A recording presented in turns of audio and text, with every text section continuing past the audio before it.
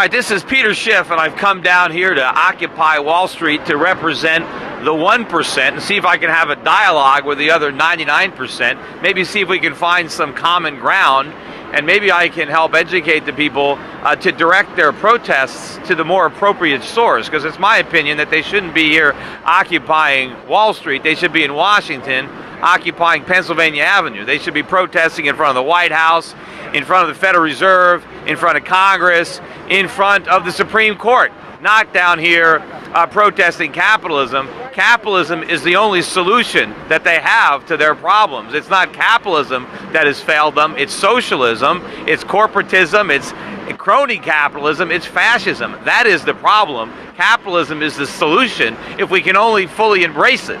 Anyway, we've got a few people around here, and I'm wondering who in particular would like to address any of their grievances and maybe tell me what they're hoping to get from Occupy Wall Street, and maybe we can maybe come to some solutions or put them on a better path. Anyway, I don't know if you're filming the crowd. We have a question over here. All right, what's your name? Margot. Margot, where are you from? Portland, Oregon. And you came all the way here for the protest, or? Well, actually I went to Germany first. And then I have a friend in Brooklyn, so I thought, well, I'll stop to see her. But you didn't protest in Germany, did you? Oh, no, that happened after you guys started here. All right. But I went to the book trade fair. But, I mean, I have a simple question. Okay. Who are you? Peter Schiff. Okay. I'm a businessman. I own many companies, but one of them is a security broker dealer. Well, I have an office in Manhattan, but I have offices all around the country. Okay. All right. Yeah. But I'm definitely in the 1%. I could be in the 1% of the 1%. Yeah. So I'm here. Yeah. And you know, and as I said, I have a lot of sympathy for the people who are protesting. Yeah. But they're protesting, you know, they're directing their anger in the wrong direction. Yeah. Okay, so with the media, the social media, 1 second. Yeah. And Twitter and Julian Assange and all those kind of things that are coming together, is that forms a way to have a forum, a conversation, and to getting the secrets out. There's so many secrets. Well, did you have a question or did you have a concern? How do you get the secrets out? Because I don't know what secrets you're talking about. I'm trying to get the truth out and explain, because I'm one of the few people in the country that actually predicted the economic crisis, the housing bubble, the financial crisis. I warned about it for years. Nobody listened. That was the problem. I worked for state government, and I can tell you there are a lot of secrets, and it's the secrets that we don't know, and then that's hard to work against because the people who aren't inside the government don't know where the secrets are, where the gaps are. So how do we find out? Well, I don't know what secrets you're talking about. I'm just trying to, you know, the secret is that it's not capitalism that's the problem here. If we had capitalism, there'd be nothing to protest. All these people would have jobs. It's because of government that people don't have anything to do. But anyway, so what's your name? My name is Derek Brown, and I'm speaking from another perspective. We're meshing. It's people apparently from all states, nations, genders, where are you from, colors, and creeds. I'm from the Bronx. Okay. Okay. I have this thing that, imagine, compassionate capitalism. Is there such a thing? Could there be such a thing? Well, it's the most compassionate system I know, by definition. Your definition being coming from the 1%. Now, I have no problem with you having money. The problem is there's those who are destitute and discontent with their lot in life. Right, but what is the solution? How if you don't have money now, how are you going to get it?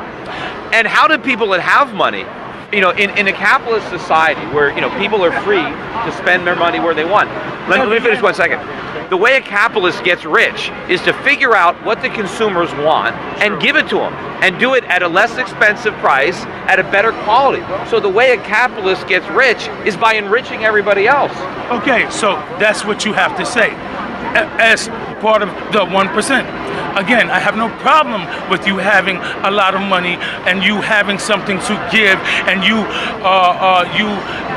getting what you deserve from your labors and your endeavors. And what is your? But my thing is, if you make 100 million, imagine how many jobs could be created if you just made 50 million. Well- Listen, now, when I say compassionate capitalism, I'm talking about this. People who make allowances for those who have not. But what you're forgetting is, if I make 100 million, I had to create a lot of jobs to make that money. That's the point. When the capitalist is there's a making money, thing called greed, and the problem with well, we all greedy. Everybody. No, we're not. Well, you cannot say that we're all greedy. You cannot. Well, you don't you want are things greedy. for yourself? You don't want more. You don't want better things for yourself. We Better all life? do, and that's the problem. Right. Or some of us are simple people. We just want a place to live. We just want some food in our refrigerator. And capitalism we just want to take care of our kids. Capitalism is the best way to get those things. I mean, you're standing here. You're not naked. You have clothes on. The people that made those clothes did it to make a profit, and to make a profit, they had to make clothes that you can afford. Capitalism is why we have Who's food. to It's say why. I didn't get these clothes for free? But Because somebody made them. Somebody had to produce them. Listen, my friend, you need to open your mind. It is and understand that all these people are not in this park because of your perspective. No. You're saying capitalism is the only way to produce things. Right. Well, obviously Do you think that socialism is wrong? It is wrong. It's absolutely wrong. But first, Why? I employ 150 And people. I employ 150 people. Right. I've created those jobs. How many jobs did you create? How many people did you employ? How much money have I given you? But you haven't given me anything. But my point is, I've created 150 wait, jobs. wait. I'm writing paychecks every week. I haven't given you anything. What do you? Everybody in this park has contributed to your fat ass No, they bank haven't. account. How do you figure? In one way, shape, form, or fashion. How do you figure that? You know something? You need to open up your mind. Were the and people listen in this to- park? listen Were to they? other Hold on. people. Were the people in this park working 20-hour days, or when I started my quite company sure in my they were. one-bedroom I'm apartment? quite sure Were they they there? were. No, they weren't. I'm quite Who? sure they have been. Who? I'm quite Because all sure these that people are young, there's jobless. other people that you need Yeah, to but how? speak to. But how are Because you going to your get mind- jobs your- unless you have You need capitalists to open that are up going the to employ you? avenue of your mind to understand other perspectives. And I'm gonna leave just with so that. you know, how much of my total income right now do you think the government takes every year from me? How much do you think? Listen, But just you know what? guess. I'm oblivious. But give me a guess.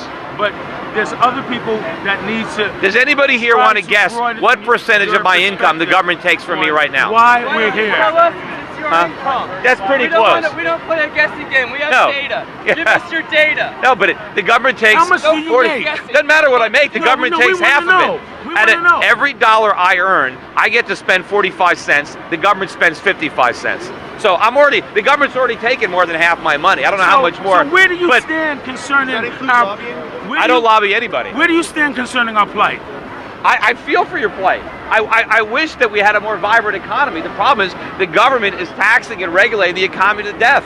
The government is not letting capitalism work. You guys are protesting all the bailouts on Wall Street. I was with you. I was against the bailouts even before they were proposed. I knew these banks were going to fail. I wanted them to fail. I didn't want the government to bail them out. That's not capitalism. Capitalism would have let the banks fail. A lot of people on Wall Street would have lost their jobs if we had Well, capitalism. what would Instead, happen to the United States if that happened? it would have been in better shape. We would have taken the medicine. The world economy would have survived. Without the government bailouts, absolutely. The economy is in trouble because of the government. I'm here. I've been observing this for a few days. I'm actually from a libertarian mindset. I know you background, Paul, and a lot of that sort of stuff. I've actually been amazed how much overlap I saw. I saw a lot of end the Fed stuff. I saw a lot of things that actually overlap where I thought I was walking into a leftist movement. Do you see this as a left-wing movement, or do you see this more as a populist, apolitical movement? Well, I think that people, especially young people, have a right to be pissed off because I'm they're paying getting. Social Security. I'm paying all this stuff. Well, I'll never not only see. that, look, we've sold the paying- young generation short. Yeah. We've put them through these government schools. We've loaded them up with debt. One of the problems people want is the forgiveness of the student loans. Why are there all these student loans? It's because the government guaranteed them. If the government minded its own business, then nobody could get a student loan. Well, there's never been a So- monopoly without government involvement. No, but my point is, if it wasn't for the government, Yeah. college would be cheap. The tuitions would be low. It's only because the government subsidizes it and guarantees the loans. But who gets the shaft here? It's the kids. The colleges get all the money, and they stick the kids with a bill. They graduate with these worthless degrees with 100,000 or more in debt, and they can't get a job. And if they get a job, they're paying massive taxes. They're paying Social Security taxes to support a generation that voted in this Ponzi scheme before any of these people were born. They're Yeah. paying income taxes. If there's anything left, they got to pay back their student loans, and they can't even discharge them in bankruptcy. And if they die, Their parents are stuck with them. So I think, I mean, you know, I think all the blame on government. of course the government did it. Well, it's not all the blame of the government. Well, who else did it? You Who guys guaranteed? work together? You guys are part of this No. team. Wall Street is. I agree. Who lobbies? No, you're right. lobbies government? But why are there lobbyists? Why are lobbyists successful? Because government has power and influence. The problem is the government. If the government couldn't dole out special favors and subsidies, there would be no lobbyists. So what you've got to do is take the power away from government and bring it back to the people. Then you guys would own everything. No, then we'd have freedom. Then we'd be a wealthy country like we used to be before the government came in and screwed it all up. You know, we created the wealthiest society that the world had ever seen. The standard of living, you go back to 1950, the average American had a standard of living nobody can match anywhere in the world.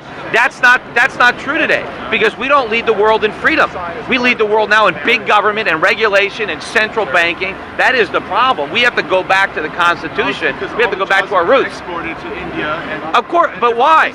Well, That's because not we the government, that's no, corporations. no, but the government made it so expensive to hire Americans. That's the problem. All the taxes, all the laws, minimum wage, occupational licensing, payroll taxes, unemployment taxes, all the potential litigation. The government has made it so expensive and so risky to hire. Look, I hire people, right? And a lot of times I'm reluctant to hire people. I try to avoid it because the problem is the government makes it too expensive. I know a lot of small businessmen that do everything they can not to hire people because they don't want the headache from the government. They don't want the legal liability. They don't want the government dragging them into court and suing them because they don't think they hired somebody the right way, or maybe they fired them for the wrong reason. You know, the government is looking over the shoulder of every businessman, and it is hard enough to start a business without the government complicating it with taxes and regulations. You know, when people start a small business, they put it all on the line. It's their money. They have to pay everybody first. They pay their employees, they pay their rent. They only make money if there's something left over. You know, and the government makes it very hard, so people don't start businesses, and if they do, they try not to hire people because they can't take the cost. And if businesses are moving their jobs, I recently set up a bank in the Caribbean. I'm moving some of my employees to Singapore. I would rather keep all my employees here, but I don't have a choice. The government is making me uncompetitive. The rules and regulations are so expensive that the only way I can stay in business is to move part of my business to other countries. You know, but I would rather do all my business here if it weren't for the government. Put the mic in front of him when we speak. I think it's the corporations that get greedy and decide that, oh, why we pay someone $8 an hour if we can get someone for 50 cents an hour in India? And that's why it has you to move do over, with not total because of productivity. government. First of all, the corporations are just people. It's people that own stock, right? And if you go back to the 1950s, for example, America paid the highest wages in the world, much higher than we do today. Yet we produced the cheapest stuff. Our products cost less than products produced anywhere else in the world, and so we sold them all around the world. Why? How was it that we could pay the highest wages but produce the lowest cost stuff? It was because we had more capital. We had more capital because we had lower taxes and fewer regulations. So we gave our workers tools and machines to make them more productive. We don't have that anymore. We are not as productive as other countries. That is the problem. But you have to ask yourselves why. How did we have such a huge lead, and how did we blow it? What did we do wrong? And what we did wrong was more government, more rules, more regulations, more taxes that made us less competitive. That's why the jobs are gone. So hold on. Is it safe to say that you're the only one here who's anti-government? I don't know. There are probably a lot of people here who are. All right, how many people here blame the problems on the government? Partially. Would you count the Federal Reserve? Yes, Put the mic Federal, in front of him. yes, definitely the Federal Reserve. It's a big Talk part of the about that a problem. little bit. Yeah, well, it's the Federal Reserve that creates all the inflation that destroys the value of our savings and our wages. It's the Federal Reserve that inflated the housing bubble and the stock market bubble before it. Every bubble. Oh yeah, what's this? Can you speak? You're in this movie, right? In this movie? I don't know. I don't know if I'm in that movie. Yeah, Plunder, you're in this movie. I am? Danny Schechter's film. I don't know. Who's got Wikipedia? I don't know. I don't know if I'm in it. I get in a lot of documentaries, so I could be in there. What do you think of Wall Street as a crime? If you're doing Well, look, such a good job, I think- why is America going down? It is going down. It's going down. I thought you 1%ers are doing such a good No, job. well, some of the 1%ers who are working on Wall Street, who are getting their money based on government bailouts and subsidies, that is the problem. They should be allowed to go broke. But there are a lot of people who are businessmen who don't get a government subsidy, who are trying to overcome enormous government regulatory hurdles and high taxes. They deserve that money. But I'm with you on Wall Street. Nobody deserves a bailout. No company is too big to fail. If someone on Wall Street gets in trouble, they should lose their money. That's how capitalism works. You take the good and the bad. Why are there 16 million people out of work? Well, the main reason is because the government, through the Federal Reserve, is bleeding Main Street dry to siphon money to the speculative activities going on here on Wall Street. Why did 1% get income going up dramatically over the last 20 years? For the reasons the average income of the average guy going down dramatically. Yeah, it's going down because of big government. The government is undermining the productivity of our country. Look, you're not gonna bring the poor up by bringing the rich down, right? You don't make the poor richer by making the rich poorer. You need rich people to invest their money to grow the economy, to create the products, to create the businesses, to create the jobs. If you take away the money, you get less. It's not nobility. Lords and ladies no. to take care of us. Lords and ladies, that's from government, right? I'm talking about people earning their own money from their own hard work. You identify as a 1%er? Excuse me? You identify as a 1%? Well, I'm in the 1% for the purpose of this protest. I understand. Excuse me. We cannot have acts of violence or violations of I think it was the wind. I think it was the wind. Okay, if you feel like that you're being pushed, I just wanted to invite you to, if you want to have a dialogue with us forming a spokes council or some body that we're forming, we're trying to form more official bodies. I mean, you can come here and talk to people if you want. You're free to do that autonomously. But if you'd like to meet with, we were doing it a little more structured earlier, and if you'd like to meet with us... Well, I mean, I'm right here. If anybody wants to come and ask me a question... Great. Thank you very much. I'm Jesse. Sure. Hi. Nice to meet you. I just want to shake your hand because I've watched you a lot on... what is this for? Well, this is Reason TV. We're just there, and they're going to put it online and try to make something out of it. But Okay, who's next? He's next right here. This guy wants to talk next. Do you respect the fact, sir, you addressed yourself as the 1%, that all the people around you are demonstrating here against that concept? I understand that. That's why I'm here. Do you respect us for sitting here and having a civilized conversation? Of course. I understand your concerns. I'm with you. I agree that you should be upset. But you're upset at the wrong people. But does it show you that maybe we have some quality to be respected? I am respecting you. If I wasn't respecting you, I wouldn't be here. I think we're against the wrong people when we're against the same big government. Well, the rep on the Occupy Wall Street movement is that it's an anti-capitalist movement. And my point is that we don't have capitalism. We have crony capitalism, and I'm against that. I'm with you on that. I want to get the government and the banks, I want to get them out of our lives. But a lot of people, I look at some of the grievances. Please respect your community. We have formed a line autonomously.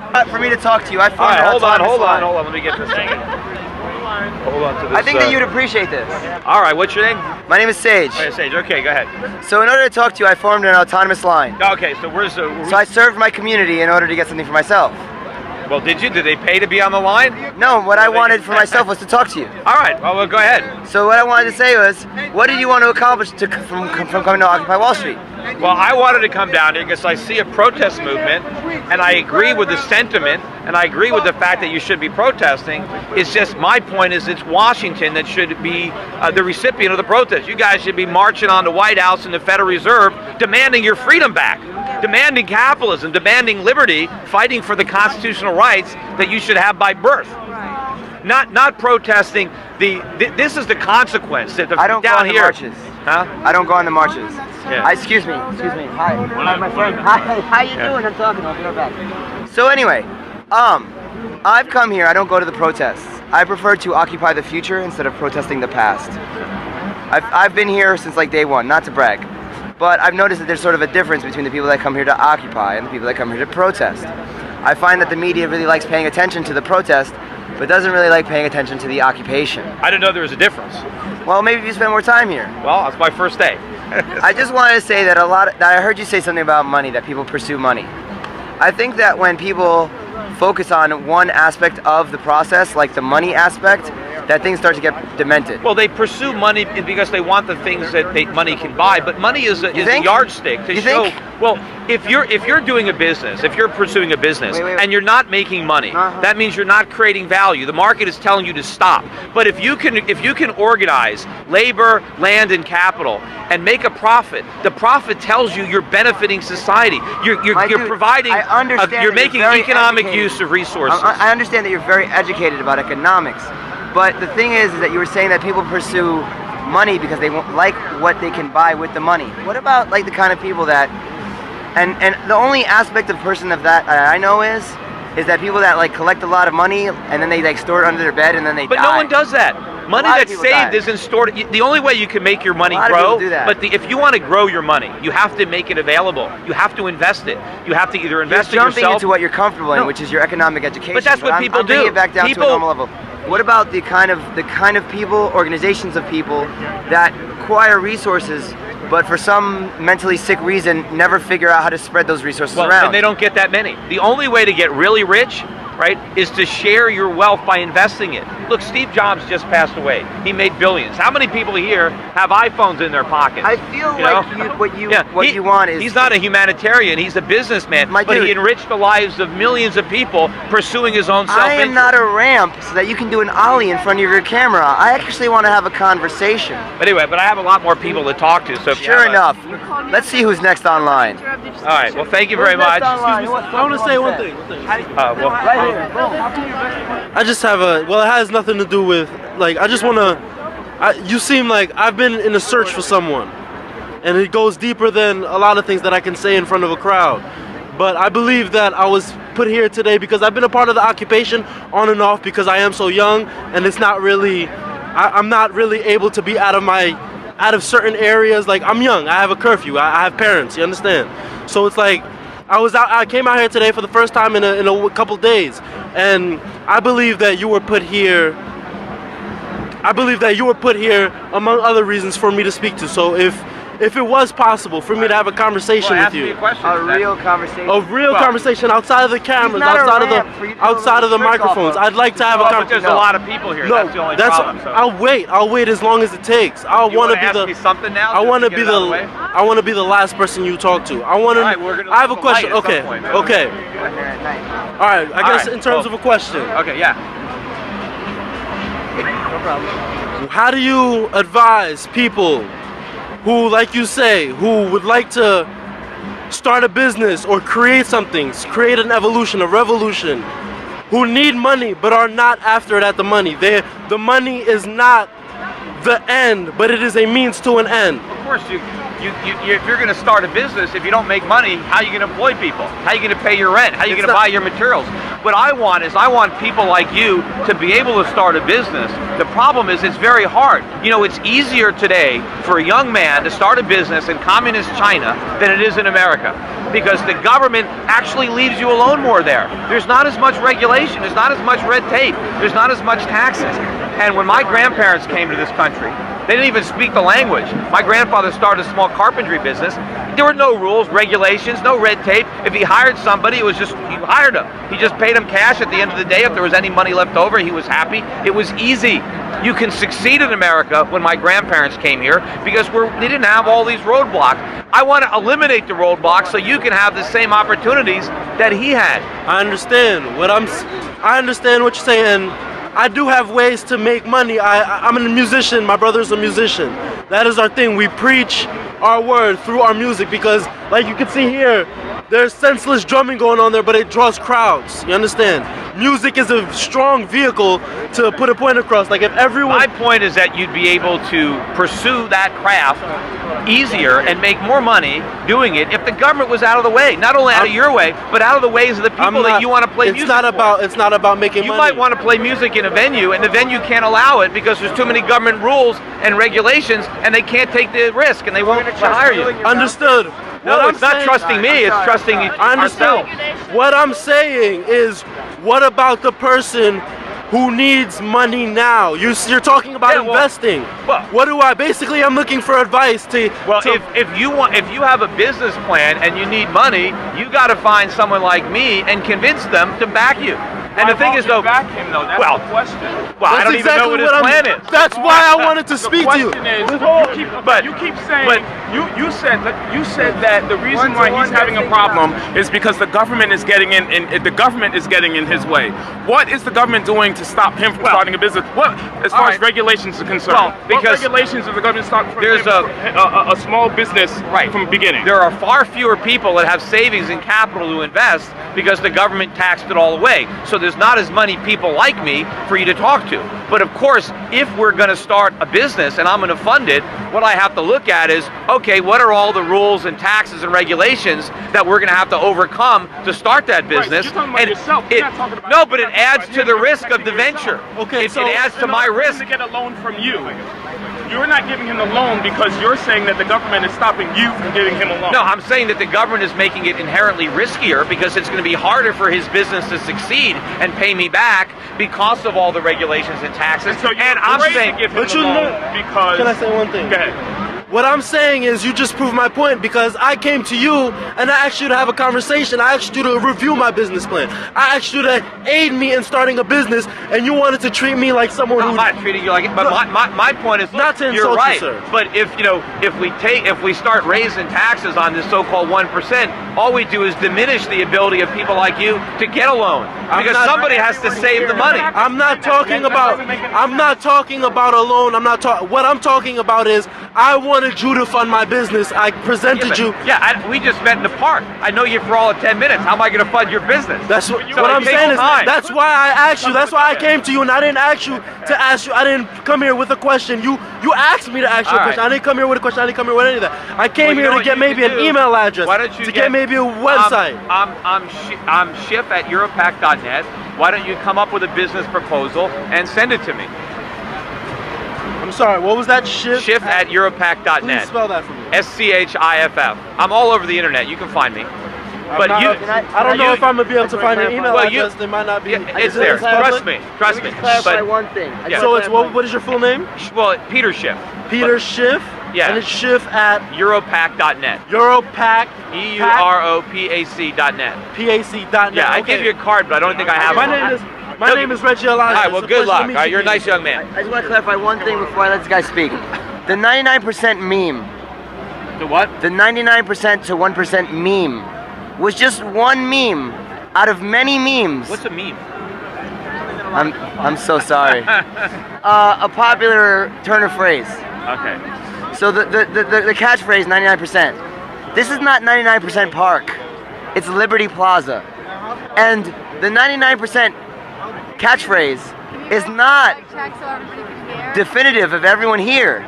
It makes sense why a popularity meme would be popular.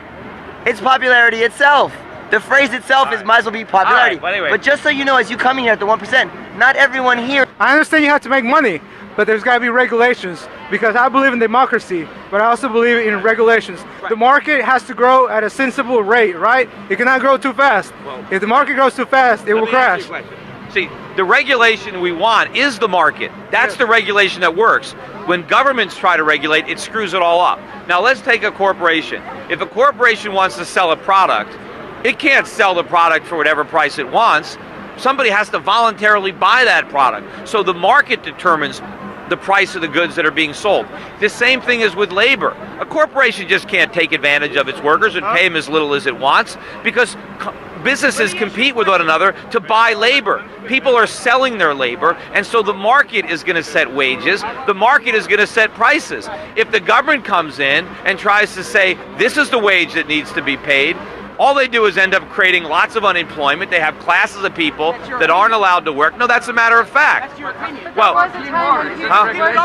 did a government end slavery, or did the United States government end slavery? Did a corporation end slavery, or did the government do it? Well, did corporations? What does slavery have to do with what we're talking about? We're saying what there is a role for government in our society, and corporations cannot do everything. But slavery was wrong to begin with, so let's not even. It was government that created. But but government created. Wait, hold on. But government created slavery. Okay, so you're saying that your argument is that corporations know better than the United States government or any government. Well, first of all, corporations. So wait, let me finish. So what you're saying is we should disband the federal government, go back to a system before the federal government existed, where states had the rights to choose whatever laws they wanted, and then how do corporations play a role in that? Walmart.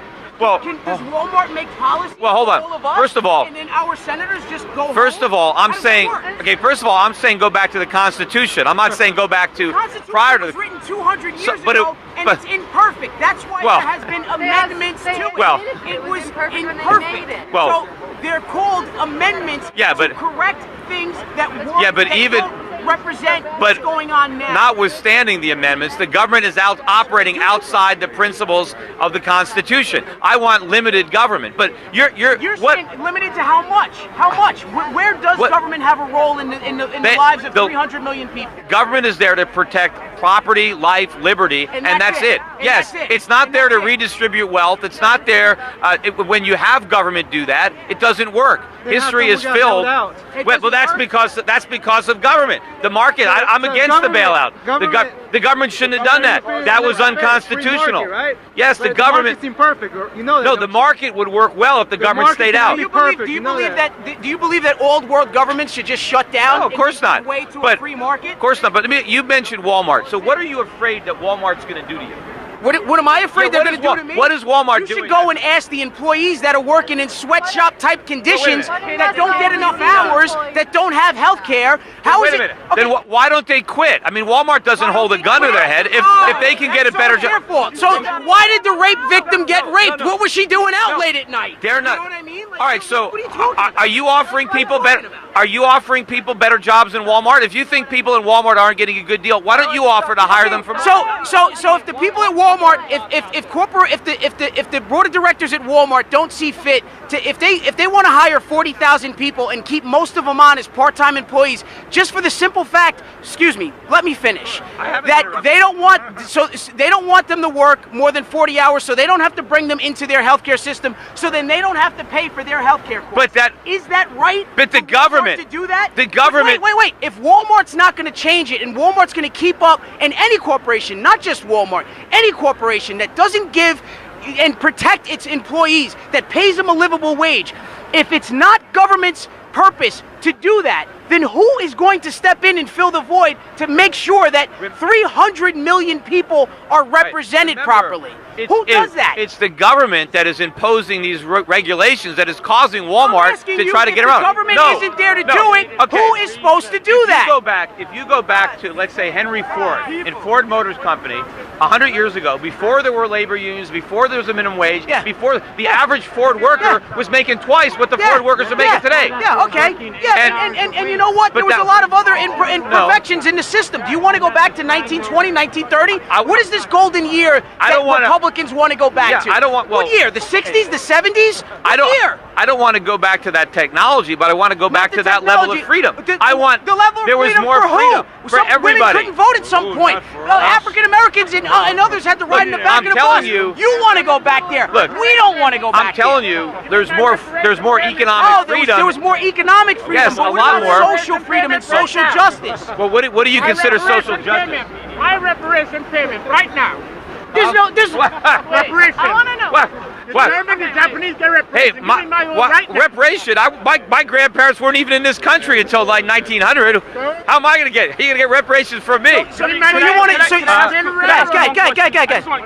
What you need is freedom and opportunity. That's your reparation. Do you shop at Walmart? You don't want to. No, I don't shop at Walmart. Where do you buy your clothes? You want to talk? I don't buy them at Walmart. Where do you buy them? I buy them at places that aren't perfect. And let me ask you a question. But here's the thing: it doesn't. You can't just say. But here's my question. Listen, if you ever bought something from Walmart, then your argument just goes out the window. If that's what you're trying to do. No, but when you go shopping, you know what I mean? Do you try to buy clothes that are less expensive, or do you try to pay more for your clothes? I mean, do you look around for a bargain?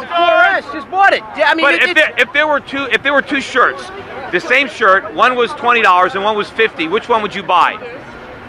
Come on, what kind of a question is that? Which one would you buy? What kind of a question is Give me an answer. Whichever one I prefer. No, Whichever they're identical. one I They're prefer. the same exactly shirt. identical. Yes. I'll buy the one for $20. Okay, I'll buy the one but for $20. what if the guy that made the one for $20 was paying his workers less? What if the guy that was charging $50 was paying more money? It comes in. No, but now all of the butts and ifs no, and but now, everything else but my comes point in. is, are you going to pay more money to the guy that pays higher wages? If it meant that at least 30% of the iPhone was manufactured here by American workers, I would pay more for it. So you would I would pay more for How it. much? So how is it possible that Apple has more money on the books than the United States federal government? It's you know how easy. it's, no, let me finish. You know how it's possible? It's a rhetorical question. Because Republicans and the business class that are in our politics saw fit to give tax breaks to all corporations and the wealthiest people so that they can starve the federal government of its taxation. And now you have a system. We have a system where there's corporations that have more money than the United States federal government. That's not The even thought close. Sounds preposterous. but it's true. Well, But now let me ask you a question. Is it okay? There's been memorials for Steve Jobs all over the place, at every Apple store. There's reporters that are all around the world that never asked one single question to Steve Jobs when he was alive. Why are you manufacturing your iPhone in China and you don't have any of your manufacturing here in the United States? And I'll tell you why. Because we made it. Do you think that's fair to the American people? Wait, the American people don't own those jobs. Steve Jobs has a right to manufacture where he wants. He does have a right to do it. And the problem is, we have made it too expensive for him to manufacture here. We did. With the government. The American workers want too much? No, because the we government want too much put too much. Oh, it's the government's Again, fault. remember, the reason that employers, right, want to lower wages is because their customers want low prices. Everybody wants low prices. Okay. You're all So because they want low prices, we got everybody in this park wants low prices. You can't have low prices. No, we don't. No, we don't. Yes, you do. We're not here. No, we're not here asking. We don't want that. So Just to you want to pay wait more? a second, just to check. Is anybody out here protesting to get lower prices? No. I'm saying you want higher prices. So you're in favor of, let's say, the cost of gasoline triple, the cost of food triple. It's not going to cost triple. We don't manufacture gasoline here. But if we manufacture goods here. But given the cost that the government has built in, if these things were made here, they would cost a hell of a lot more money than they cost now. So let's put all of the Americans out of work, right? No. So that's your justification for putting Americans out of work? They're not going to be here. All the regulations are.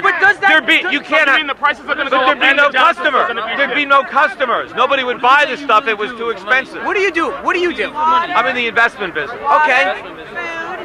Shelter and education, not for profit. What about it?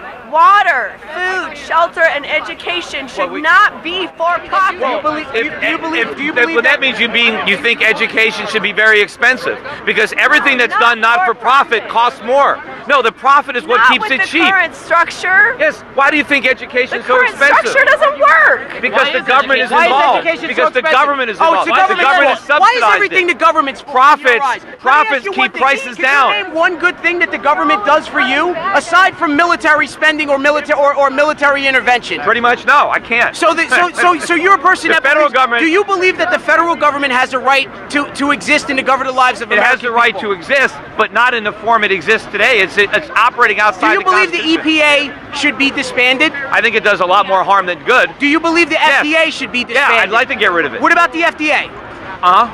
The Board of Education? I think we should. What about the Board of Education? I want to get rid of the entire Federal Department of Education. Yes, it is wasting our money, and it is running up the cost of education. Sir, what I've learned, let me finish. What I've learned over the years is to never argue with a fool, and you, my friend, are a fool. Okay, so I'm foolish, right?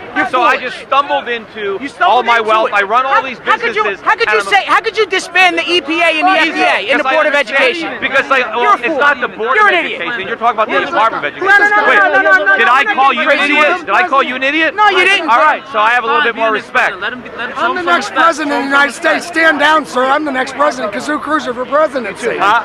Listen, it may be a joke now, but when the earthquakes take out Washington, what are y'all going to do? The Board of Education Education is not the federal government. It's not the Board of Education's problem to fix the planet. It's mine.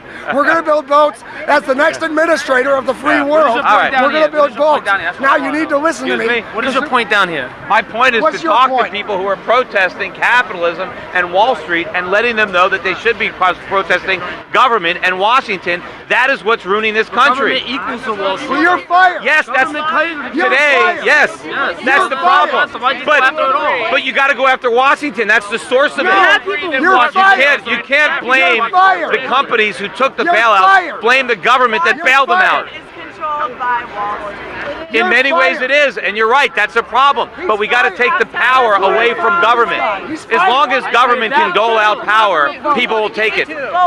If you're taking the power away from government, who are you trying to give it to? If you're trying to destroy all of us, Government is not a manifestation of the people's power. If you take government out of it, you don't have to worry about a corporation. All they can do is get you to voluntarily give them your money for their products. You don't have to fear a business. You fear government. Government has power over you. Businesses don't. All businesses can do is offer you services and products. If the Department of Education was gone, what would you replace that with? What is there? We had plenty of education in this country before the federal government got involved. What's your opinion about entrepreneurship? What's your opinion about entrepreneurship? Well, we need more of it. I'm an entrepreneur. We need more entrepreneurs. But the government is in the way of entrepreneurs. Who the fuck is he? Who are you? I don't curse though. We're going to have to edit it out. I've got a right to Who am free I? speech. I'm an individual. All right, Peter Schiff. you're walking around like a big kid with a microphone. Nobody needs to listen to you. No, you don't have to listen to me. You're right. You need to go back to Wall Street. You need to go back to Wall Street. But you don't have You're to stand dressed by just the like microphone. those pigs. Well, I'm dressed like someone who Polyester. You're a problem. I like You're a polyester So what do you pig. want? You don't want anybody to work? No, I don't want you wearing polyester. Well, I don't know what. I'm not wearing polyester. That's exactly what that is. Don't touch him. Don't touch him. That's what I'm making a point. Okay, you don't have to. Who else? Maybe we should think about why all of my fellow veterans are coming back to no jobs, no future. Well, you 30% of the homeless people in America. Thank the federal government, the Federal Reserve for that. Well, we should thank not just the Federal Reserve, but the 1% has got all the money for that. Yeah, but how do you why think all the veterans are coming back? They're not getting treated. No, most They're on people the street. 30% of the homeless people in America are veterans. So when everybody says we support the troops, that's a lie. You support the troops when they're out there getting killed or shot, but when they come home and they're homeless and they got no jobs, you don't support the troops. I didn't even. And that's why. I didn't even support a lot of these wars that put those troops over there in the first place. Let me shake your hand. We're in agreement. All right, on that, but the reason, look, the people in this country, most of them who earn their money, not a lot of the guys on Wall Street who got the bailouts. I'm with you on that. But most people around the country who earn their money deserve it, and they earned it by creating jobs and creating businesses and providing products and services here. No, here in this country too. No, all here too. Where do you think any of the jobs are coming from? Some of those people are out here. You don't think some of those people are out here or at other occupations around the country? Well, there are people out here. A lot of those most them people out have here lost probably- their businesses. They've lost their homes. Yes. You know, yeah, because of the I'm government. saying, Because we're the all big in government. This boat, we're all in the same boat together. Right, and what we got to do is we got to dismantle this big federal government that is destroying the economy. Right, then we can all swim together. We can all, capitalism will lift all boats. We need a revolution. Is what we need. That's what we're doing. We need an American revolution. Hey, I'm with you. We're working on that. I ran for Senate last year. On a lot of things, I didn't win though, but I tried. But remember, Matt, my fellow veterans, they need to be taken care of. You don't want to take away the only reason you want to take money away from the federal government is to steal the rest of the money that you didn't steal already. No, the federal government is the one that's stealing money from the people who earned it. I want to leave the money with the people who earned it, and they can use it to grow the economy, to create the jobs. You just want to take out whatever left that the 1% didn't already. No, what money did I have that I take? How did I take money? You personally. I'm talking about the 1%. What do you do for a living? I work for the state. Huh? All right. Well, I mean, I work for myself. I have a company, but I've made money because I have 20,000 customers who gave me their money voluntarily. I didn't force anybody to give me money. Like Wall Street, the corporations that are running our economy. Well, that's the problem. They shouldn't be able to run it. And they're running our government. But why are they? Because the government has the crony power. capitalism. It's not capitalism. Yes, exactly. Well, you got it. We got it because government gave it to them. We got to take it back by We got to take the power away from government so they can't give it out to their friends in banks or corporations. We want the corporations to get money who earn it without any political connections, without any special subsidies. We want them to earn the money because they produce the products and the services that we want at the prices that we want to pay. And in the process, they create jobs. They're the ones bankrolling the campaigns. That's what you're saying you're against the federal government, you wanted to change and all that, but you guys are the ones, or at least these guys here on Wall Street are the ones that are funding all the campaigns and putting these people in power in the first place. Right, and then you do so because you know that they will enact policies that you want, and then you also know that once they do that, and you become friends with them through campaign fundraising and all that. That is the problem. That they will let you in the government, and you'll be like, hey, can I be Secretary of the Treasury? No, that is the problem. See, because Washington has so much power, there's lobbyists because people are peddling their influence, and corporations are trying to get the benefit of that power. But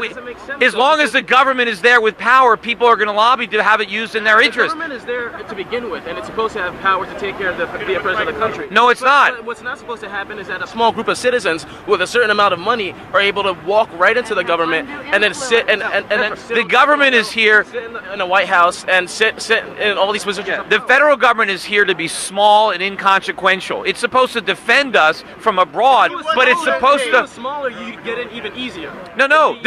If they had no power, there'd be no lobbying. There'd be nothing to give out. We don't want the government to be able to pick winners and losers. To say you get a bailout and you don't. You pay a tax and you get a subsidy. That is the problem. That actually make those decisions are the guys here once they get in government because they put themselves in the government with the money that they they buy those seats. The Secretary of the Treasury. I want to. We got to protest that process, but it begins. No, but it begins in Washington. That's the source. No, you got to cut off the head of the snake. Stop buying elections. Stop buying seats in the government, and stop enacting these policies. Stop deregulating everything so that you can do whatever you want. But as long as government can give out special favors, people are going to lobby to get them. You got special favors. Yes, these guys basically kick the door down and are like, "Yo, we funded your campaign. You better let us in there, or else we're not going to fund your campaign next time around." And it's already happening because the guys here are angry at Obama for like trying to regulate them a little bit. So now they're giving all their money to Mitt Romney. There's already too much regulation. Are you kidding me? In the financial industry, we're regulated to death. You know, because of if the regulations that were rolled back in the 90s were still in place, we wouldn't have had this crisis. The government caused the crisis with all the regulations. Look, I started my business, my brokerage business, in 1996, right? I'll get to that. I started my firm in 96. There is no way, with all the regulations that exist today, I could have started. You know, it took me almost 3 years to get permission from regulators to hire people. I was on a hiring freeze. It cost me $1 million or more in legal bills to get the regulations we're talking about are the ones that allow these banks to get so huge. That was government. And then allow them government to did that. create all these instruments, these financial instruments that are actually highly dangerous. Yes. And that cause. I agree. The Federal Reserve did that, and the government did that. It's not the politicians that are sitting around being like, oh, you know what? Let's regulate too much just so that these guys can crash the economy. It's because it's the guys here. Do you know that I was? Did you know that for years I was on television and writing books warning about all the things that have just happened? I warned about the housing bubble. I warned that it was going to crash. If you're part of the 1%. No, well, I tried. Those people don't listen to me in Washington, but I warned. And now that's what we're doing. We're telling them to stop. But I understood how the government created the problem. You're talking about Glass-Steagall. The reason that we had Glass-Steagall was to counteract the damage of government-insured bank accounts. The problem is the government shouldn't be insuring bank accounts. was created at the same time. Yes, I know. Insured bank accounts. But we shouldn't insure bank accounts, and then I know because we shouldn't be insuring bank accounts. Why shouldn't we insure bank Because do you have a bank? Because of bank runs. No, wait. Do you have a bank account? Yes, I have a bank account. Do you care what the bank does with your money when you deposit it there? Do you care about the loans? I do. Why? Do you worry? Because I don't want them to gamble with it. And all these securities. But all these securitizations are created out of absence of government. If the bank gambles with their money and loses, does it affect your deposit? Of course it does. How? It's insured by the government. If you take out Glass-Steagall, they use that money. Nobody in this area that has a bank account has ever looked at the bank's portfolio to see what kind of loans they're making. Nobody cares. No. Does that make it okay? No. you personally benefiting from the Bush tax cuts? That's what I want to know. You're part of the 1%. Because I don't think anyone else here is benefiting from I don't benefit from tax cuts. The government benefits from the money that I earn that they tax. That's my money. I earned it. I'm probably doing better. But I earned it. The government has no right to it. I'm like this young man. I care what they're doing. They have the right to tax for the general welfare and defense of this country. They don't have the right to take money from me and give it to somebody else. That's it. Individuals. Huh? We're a country, not individuals. But we're a collection of individuals, and individual rights are supreme. Unfortunately, to protect our rights, not to steal from us. No, we have a contract. Protect us of people who It is. If it's for the wrong purposes, if the government, I didn't sign a contract with. I've got inalienable rights. We're in the 1%. No. And we're in the 99%. Well, what? Wouldn't you like to get into the 1%? No, you don't want more money. You don't want. If I offered to put you in the 1% it's right now, not a matter you're of whether, down? and I would pay my share and get rid of the Bush tax cuts immediately. What do you? Immediately. Okay, let me ask you a question. Hold on. Buffett and his secretary. What? I would Let me ask pay you a my question. fair share Let me ask you a so question. that these folks could pay their student loans, could get off of food stamps, could be successful, just like you. What are you driving? They don't have a car. What do you think my fair share is? What percent of my income do you think would be fair? Get rid of the Bush tax. No. Don't just give me a percentage. No. What percent? Marginal. So you think it? Hold on. He's What a do CPA. you Ask think? the tax What do guy. you think would be Ask fair? the tax guy. What's fair for his clients? What do you think is fair? National average runs close to 17%. A whole bunch of people, about 50%, don't pay but how any much taxes. do you think I should pay? What would be fair for me? I don't know what your income is. I can't tell you that. Well, what do you? I believe in a progressive income tax. That is fair. Okay, well, I love. All right, I'm paying over. All right, well, that would be a huge tax cut for me. I pay much more than 35% of my total income in tax. What do you think of the Less than me, plan? and I employed her. Well, Buffett is full of it because Warren Buffett is the biggest shareholder in Berkshire Hathaway, so he's paying a 35% tax on his profits. Sure, it affects him. He has to pay it. No. Not, I thought it's on paper. But I'm paying. I am giving the the government half of what I earn. You think they should take more? I think we should get rid of the Bush tax cuts. But that means I would be paying more than half of what I earned to government. No way you can cut all the expenses you want without increasing revenue. There's no way to fix this problem. If you raise my taxes, maybe I'll just decide to sell my business and fire 150 people. Why should I work for free? You've got 20,000 clients. You're doing much better than anyone else here. But why should I? Do you think? Wait, hold on. Want to share your success? Do you think I should work for you or for myself?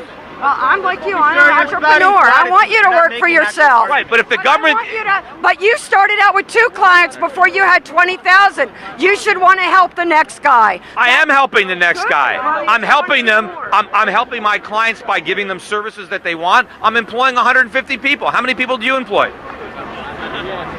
I'm in the mortgage business. I wish I employed 150 people. Well, let's stop. Well, go do it. The problem is that I'm doing it. I'm doing my share. Why aren't you doing yours? Unregulated. And in fact, I'm probably paying more income taxes than everybody around me combined. So I'm paying more than my fair share right now. I'm picking up the slack for a lot of people. Who can verify that? But then GE didn't pay any taxes. Well, look, first of all, we should get rid of the corporate income tax because corporations don't pay taxes. Either their workers pay taxes, their customers pay the tax, or their shareholders.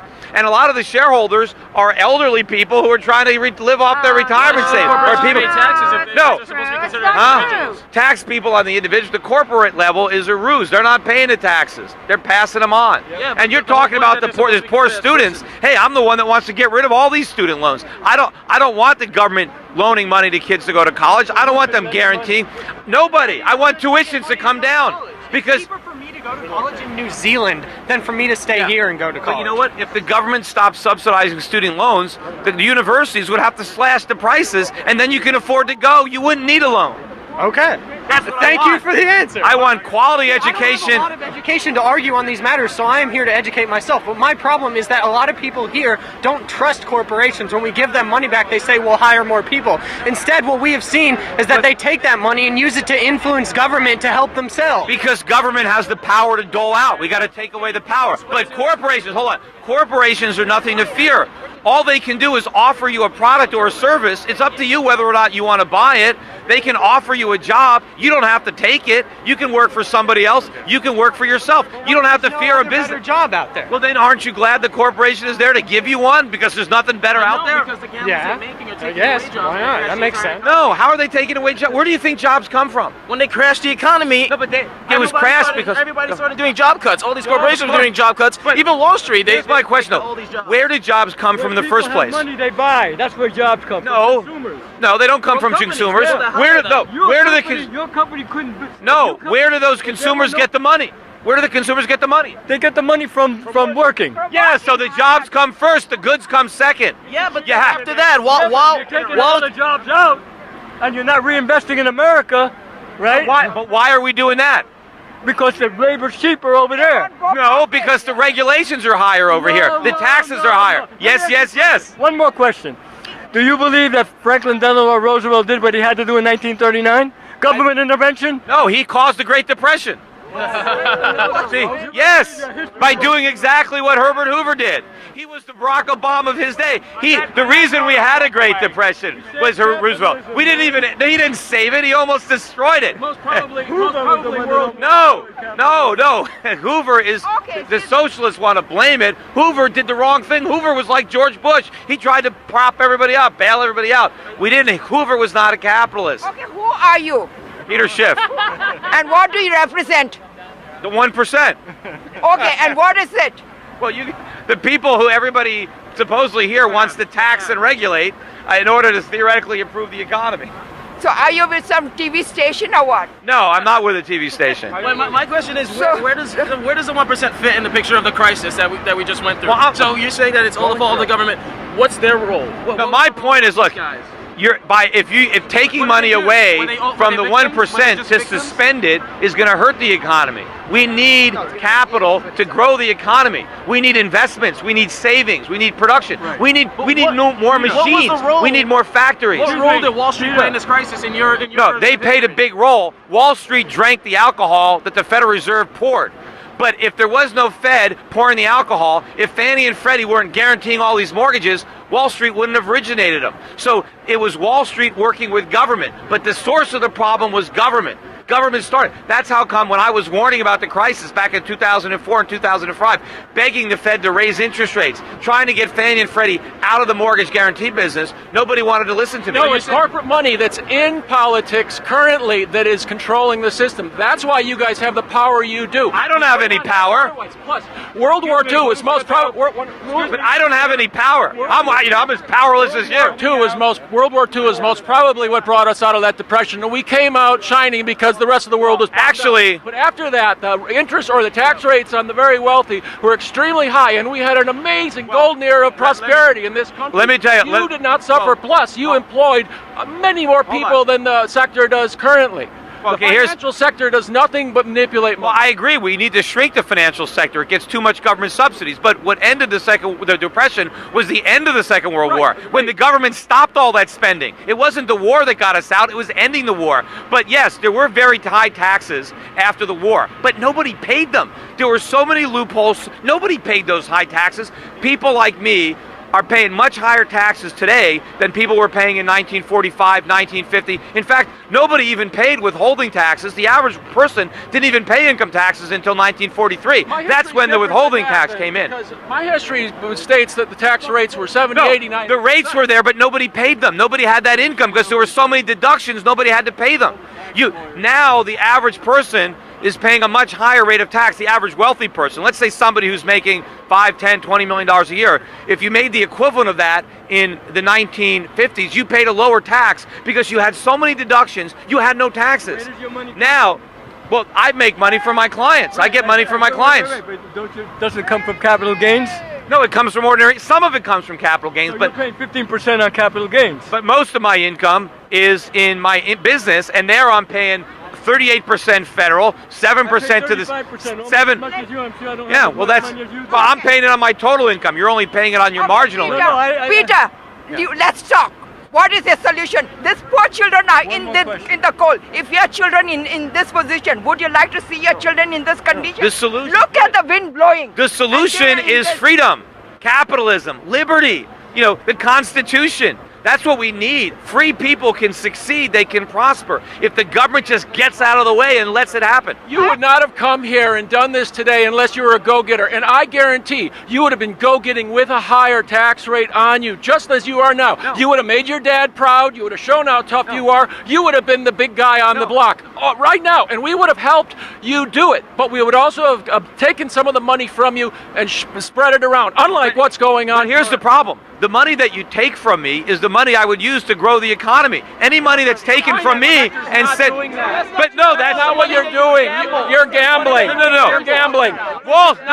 This is not 1960 when we're investing in GM, and GM is good for whatever it's good for. GM is good for the United States. That's not it anymore. I'm not gambling. I say I'm just helping my clients invest money. Wall Street gambles with money from the Federal Reserve. They're the ones that are trading and proprietary trading. I don't do that. But I agree that because of the Fed and because of the government, money that should be invested is being gambled instead. That is the problem. Washington is helping Wall Street bleed Main Street dry. Cronies like Bill Clinton, who got rid of Glass-Steagall, with corporations and the power of money behind him, are what drives you guys. It's a chicken and an egg and a chicken. But it's not. But remember, the money that grows the economy is the money that isn't spent. It's savings that drives economic growth. And when you tax the businessman, you're taxing his savings, you're diminishing his ability to grow the economy, to grow his business, and you're sending money to Washington where it's squandered on consumption and government bureaucracy. That's what's destroying the country. You know what the richest county is now in the United States? Washington County. It's now wealthier than Silicon Valley. Because it's all the money going to the bureaucrats. They're raising their pay. All the lobbyists are getting rich because the government is doling out all these favors. Take away the power of government, and you bring the power back to the people. What increased in the last 5 years? Is your income going up or going down in the last 5 years? How much money do you make, and is it increasing? I think it's increasing, but what's your point? Yeah, why is everyone else's annual income stagnating? Because, a lot of it is because of inflation that the Federal Reserve creates to prop up failing banks or to prop up the government to pay for the social welfare state. But the reason that the middle class is suffering is because the government is destroying the economy. Capitalism benefits most the middle class and the lower class, but we don't have it anymore. That's the problem. How can you how can you say that it's just the federal government when the people that were in the government, like Ronald Reagan, Secretary of the Treasury, was Don Regan. He was the Secretary of the Treasury then. In the Clinton years, there was Secretary of Treasury Rubin, and these guys were head of Goldman Sachs, head of Citigroup, and so these are the people that are actually making these economic policies. Remember, I agree with you on this. I want to get Wall Street's influence out of Washington. So this is what this is about. But when you're talking about businessmen, you're lumping everybody in the same category as Goldman Sachs and J.P. Morgan and Morgan Stanley. They're not. Right, all their transactions that are risky are happening right here on Wall Street. Yeah, and they're happening with government subsidies. Take those subsidies away. Take the cheap money away from the Fed. While people in D.C. are protesting at the White House or at Capitol Hill, we here in New York are protesting Wall Street because, like you just agreed with me, they go hand in hand. They're accomplices. They're in bed together. But the people that are in government making these policies came straight from here, went to the government, and then come right back here to make even more money after the policies that they passed. But I'm saying that protesting here ain't going to do anything. Why? It's We're because letting them know. but they don't care. As long as government, then we should even protest more. As long as government has goodies to hand out, Wall Street's going to want its share. Stop the government from giving out. Create the goodies. They're going to go in government in order to make the laws. But if you take the government out of it, then the only way they can make money is by benefiting everybody else. Right now, they're making money at the expense of other people because they got their government doing their dirty work. If there was no government at all, then no, I'm not saying no government at all. I'm saying limited constitutional government would not change much because it might even be easier for them to but there'd be no door to get into. The only way they can get money is the government. There'll be a door to get into. Where should we protest then? The White House, the Federal Reserve, Congress, Supreme.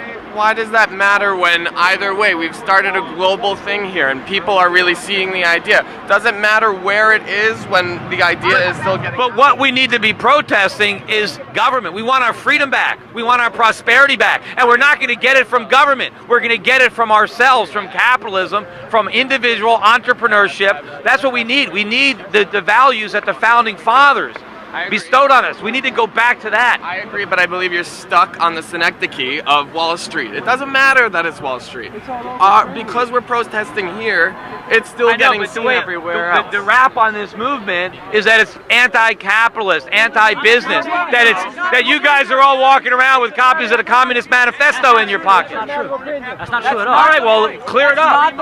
I've seen so many Ron Paul supporters and libertarians here, you'd be surprised. You sound like a libertarian yourself, right? Well, that's what I think. You sound like a libertarian yourself, right? There's marches saying end the Fed. It's the exact same things you're saying. You actually sound like a supporter. You sound like a supporter. The basis of this movement. Yeah, well, I was the economic advisor when he ran for president in 2008. The basis of this movement, right? Yes. That's great. The basis of this movement, right, is that the Wall Street and the government are too closely tied together. And you sound like you're against the same issue. So I really don't see what you're down here trying to explain. Like, can you? Because I want to make sure. Yeah, but we have to focus our anger and our outrage on the government that's made it all possible. Federal Reserve is like what's happening. Yeah, what's happening on Wall Street is a consequence of this power emanating from Washington. You got to cut off the head of the snake. That's how you kill it. Should we not protest here? Should we go? Of course. The Fed.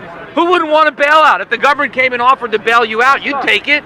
The problem is the government shouldn't be able to offer the money. Look, I wanted every bank that bet wrong to fail. If Ron Paul is so different, how come he always casts his vote with the Republicans? What? If Ron Paul is that different, how come he always casts his vote with the Republicans? He doesn't. Well, he doesn't always. He doesn't always. He's very independent. He's very independent. For medical doctor, wait. For medical doctor, how come he says that if a person has no medical care, you might as well drop dead? That's not what he said. That's what he said. No, he didn't. I listened to it. No. What Ron Paul said. If you have no health care, you might as well drop dead. No. First of all, before the government got involved in health care, there was much more access and it was much less expensive. And what happened was Ron Paul pointed out that when he was a doctor a long time ago, doctors took care of the poor for free. Nobody died if they were sick. The problem is the government has run up the cost of health care so much through the tax code, through Medicare, through Medicaid. Anything the government touches, it ruins. It drives up the price. It drives down the quality. Obviously, he never took the Hippocratic oath. Yeah, I wish the government would take the Hippocratic oath and do no harm. Paul should take, because he casts all his votes with the Republicans. So he doesn't cast all his votes with the Republicans. No, he's the most independent voter out there. Check his record. Check his record.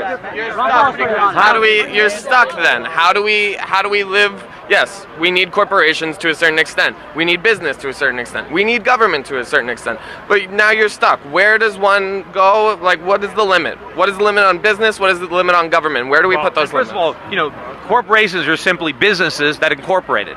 And corporations are just individuals that got together to run a business. I mean, that's all they are. Individuals? Should they have corporate personhood?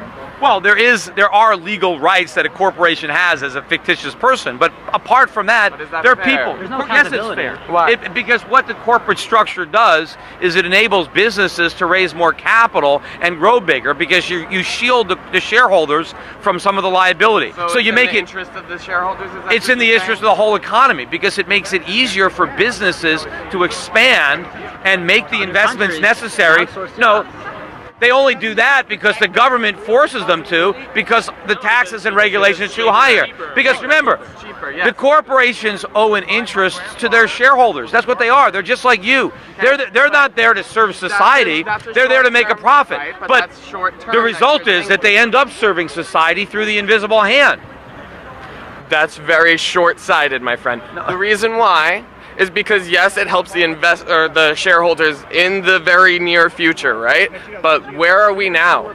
This whole shit show is because of the fact that people weren't thinking long term, and now they weren't because the government got them all liquored up with cheap money and government guarantees. And you know what? It's going to get a lot worse. You guys ain't seen nothing yet. Wait till you see how much worse it's going to be in a year or two. There's going to be more unemployment, and then you're going to start to see prices really go up as the dollar collapses in value and food gets a lot more expensive. Healthcare. Wait, time out. You're still saying that the government is totally the only person to blame. However, corporations are still complicit in their guilt if they're the ones that are doing what's ever cheaper for the shareholders. A lot of people on Wall Street acted recklessly, and they should have been held accountable. They should have been allowed to lose money. They shouldn't have been bailed out. But my question is, why did they do these foolish things? President Bush said Wall Street got drunk. He was right. They were all stinking drunk. But the question was, where did they get all that alcohol? Why were they drunk? But you're blaming the alcoholic for being enabled. No, I'm blaming the bartender for liquoring them up. I'm blaming Alan Greenspan. I'm blaming the Fed and the government for doing it. Aren't they both at guilt, though? They're both at guilt, and you're just saying, no, only one is at guilt. I'm not excusing them. Okay. But I'm saying that if you want to stop the behavior, you got to go to Washington. You got to cut it off at the source. And you can't say it's capitalism. If people are saying capitalism is failing, it's not working, we haven't even tried it in decades. We need capitalism. That's what does work. We know that works. Okay. Right now, what about the fact that 18 of the members of the board that have connections to the bailouts, 18 members of the Federal Reserve Board that have connections to the Federal Reserve are sitting right now on companies that receive part of the $700 billion TARP bailouts. What about the conflict of interest that exists between Wall Street and the Federal Reserve? No, you're 100% right. It's a disgrace. You know, when I was on television, when they first proposed, I was against TARP. I said, look, if there's a bank that is going to fail, you let it fail. You let the shareholders lose money. Let the bondholders lose money. Because if you bail them out now, it's a moral hazard, and we're just going to get more of that bad behavior in the future. You know, capitalism means private losses and private profits. It doesn't mean private profits and socialized losses. Explain to them. That's exactly what Wall Street and the Federal Reserve. Can you help educate people here as to why we believe there's a conflict of interest between the interests of Wall Street and the Fed? Well, the problem is the banks are keeping interest rates artificially low to prop up the speculative activity on Wall Street. What we actually need in this country is higher interest rates, not lower interest rates, because that'll take the money out of Wall Street, put it back on Main Street. Businessmen can't borrow money at these low interest rates. It's all going to the government through guaranteed debt, through the treasury market, through the corporate bond market. There's no real capital available for Main Street. But if we let interest rates go up, number one, people will stop spending and start saving again because they can get a decent interest rate on their savings, and there'll be more capital on Main Street to fund new businesses, to produce things here, to hire people here. But of course, if we want to do all that, we need to get the government to repeal a lot of the rules and regulations that have artificially increased the cost of doing business and hiring people in this country. Wait, I want to understand, because you seem to agree. Hold on, let me get someone else. Who's new? Who hasn't asked me? Hold on. Yeah, I'm from Madison, Wisconsin. I flew in today, and deregulation is what caused this mess.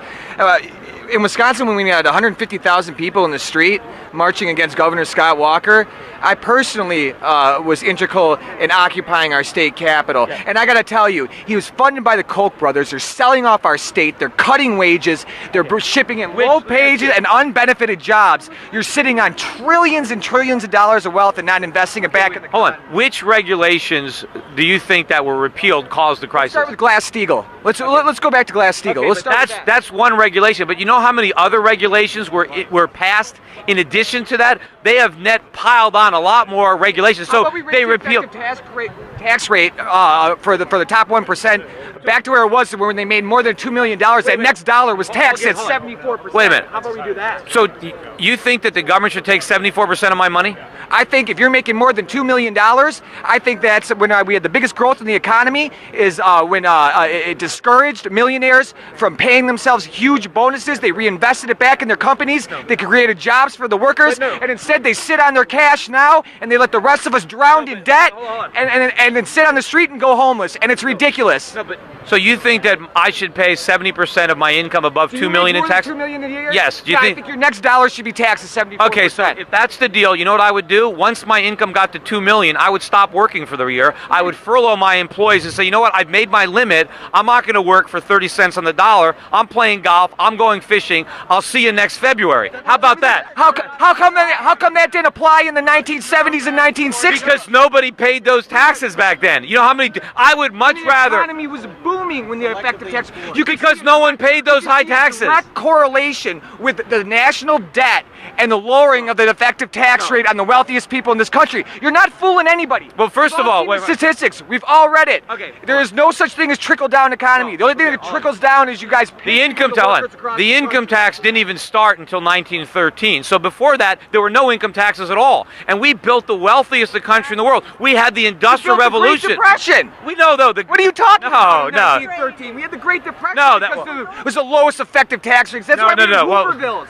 Because we weren't taxing well, first of all, the wealthy. Depression was in the 30s, not 1913. That's when it began, because there was no income tax rate on the wealthy. The income tax is not why we had a depression. What happened was the Federal Reserve printed too much money in the 1920s. They created a real estate bubble and a stock market bubble. And then when it burst, Herbert Hoover, instead of letting the free market work, came in with all this government props and bailouts and tried to interfere. And he created the depression. And then Roosevelt made it great by interfering even more by taking Hoover's entire plan and expanding it. Wrong. No, That's wrong. You only think it's wrong because you got brainwashed in a government school. I didn't bring off. I can read studies from the economic policy. Well, I mean, it's pretty simple. You haven't read any of my stuff. I'll tell you this. I'll tell you this right now.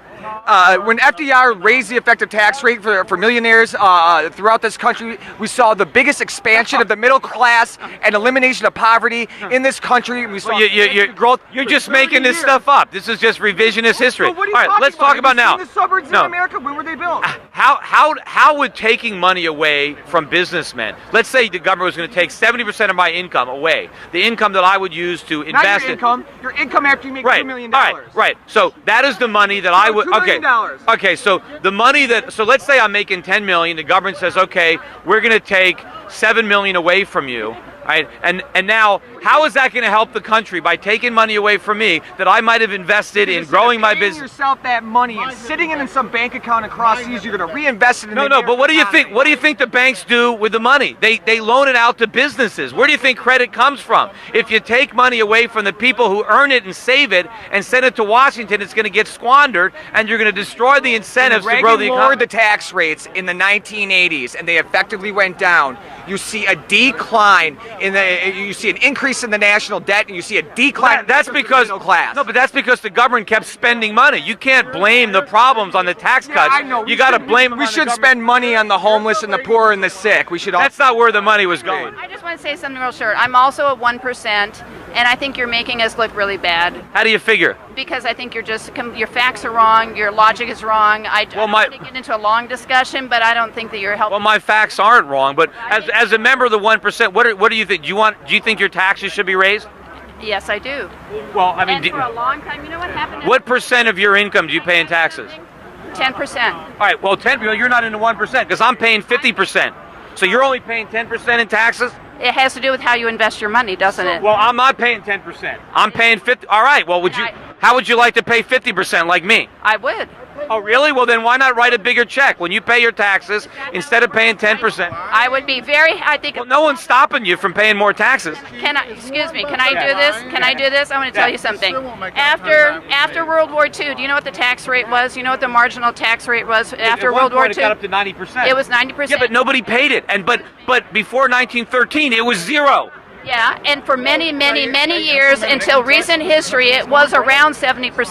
It has only come down from 70% over the last 20, 30 years. Yes, but many years, people did not go play golf when they got to 70%. They did not go to the beach. They kept working. They didn't pay. No, nobody paid. Nobody actually paid the 70%. There were so many loopholes and deductions. I'm glad you're talking, but I think there's many other 1%ers who would strongly disagree with you. Well, I can tell you this. Most people that make a lot of money, they're not going to work for 30 cents on the dollar. They're going to enjoy their free. You don't know anybody who works for 30 cents on the dollar. People do. You know people who are going to work their butts off to keep 30 cents? I spent a lot of time in Europe, and trust me, there's a lot of people who work very hard there, and marginal tax rates are... No, they're not. They're not paying those kind of taxes. They're not. So what is not true? I lived in Europe. There are plenty of people in Europe who believe in investing in the state and being good citizens. You're shooting American exceptionalism, this American exceptionalism line that you're some kind of special cat. You're not, man. But the reason that I'm here has nothing to do with the history of income tax in this country, and it has everything to do with the fact that no one has been held responsible for the financial folly that brought this country down. We should hold some of these people, like Alan Greenspan, like Senator Chris Dodd or Senator Barney Frank, or we should hold some of these people. Instead, we promote them. Look at Tim Geithner. He was the head of the New York Fed, and now we made him Secretary of the Treasury. Let's take turns talking, okay? Yeah, let's bring somebody down. I don't know who it is. You seem to have very strong ideas about who you think it is, but let's bring somebody to justice. Well, I've got a lot of credit. The law, I go to jail. If the CEO of Chase breaks the law, he gets a bonus. Well, I agree with you, but I have a lot of credibility on this because I wrote a book predicting the financial crisis, the bursting how the crash proof. So, well, It's easy to write a book about the downfall. no, it was very hard to do because very few people did it. Are you kidding me? People were laughing on me on national television when I told them what was going to happen. Look at the ones that came out before 2007. Yeah, very few people predicted this, and I predicted it because I understood how government policy was creating the problems. Promoting your book. All I'm saying is that somebody needs to be brought to justice. I agree. I agree with you. Any other questions? Hold on. Are you going to come with us on our next Occupy the Fed march? I don't know. Who's going to be there? A lot of people. We already had one. We started here. We're trying to educate the people here because they didn't know that the Fed is a lot of the problem, printing the money out of thin air backed by nothing. The Fed is a big part of the problem, and in fact, if it wasn't for the Fed, the government couldn't spend all this money because the Fed is buying up all these bonds, which is allowing the government to plunge the people deeper into debt and is preventing the economy from correcting itself. We have got serious structural economic problems, and we're only making them worse. And the Fed is helping the government make it worse by buying up all those bonds. Because what's growing right now is not our economy, but our government. And the bigger the government gets, the poorer we all get because we have to support that government. So they're like the drug dealer. I mean, Exactly. that's all they're doing is supplying the... We're addicted to cheap money, and they keep feeding the addiction, and we're going to overdose if we don't change. Okay, so 11/22 is our next Occupy the Fed march, and you and your brother are welcome to join All right, us. well, maybe we'll be there. That's actually my question because you seem, I'm sorry, you seem down here. I mean, at first it looks like you're antagonizing us a little bit, but you actually seem to agree with a lot of stuff that we're saying, even if with some other I items agree. you disagree strongly, and I disagree with some of the things you Look, say I'm strongly. afraid that a lot of people here, if we don't change, they're not going to stay here. People are going to leave the country looking for opportunity because we're going to destroy it. If we don't roll back the government and we don't get rid of all these regulations and taxes, there's going to be no opportunity here for the young people. Okay, see, that part, for example, I disagree with. I don't think that we need to roll back regulations. I think that's part of the problem. However, you do still seem to agree, and you said you agreed when I mentioned the fact that they're one and the same. Wall Street and the government is one and the same. People that are in DC are trying to protest and start the Occupy DC movement, and they're protesting the government. But us here, we're protesting Wall Street because it's also the government since, like I told you before, they managed to find themselves seats in the government. Right, but and then you're not going to change it from here. It has to be changed legislatively and in the ballot box because it's because of the rules and regulations that emanate from Washington. Wall Street is just trying to get its piece of that pie. You don't think that us being here has the government listening and following? No, but the appearance is that you guys are against capitalism and business, and this is the symbol. That's a tiny minority. Those are the diehard extremists here, and maybe some other people that are not extremists but are still pro-socialist or whatever. But I'm willing to bet the majority of people here are pro-capitalism. I'm pro-capitalism, but I don't think that means that. That's kind of what I'm thinking. That's why I wanted to come down and clear up these misunderstandings because the movement is getting a bad rep. A lot of people based on here it's a Marxist movement. Here for different reasons, but there's a fundamental discontent, and the fundamental discontent with the way things are, with the state of the economy, and also with the ease with which people in government and in Wall Street go back and forth. And that's the main. And you said you agreed with that they should not be able to just walk right in the government and sit on it.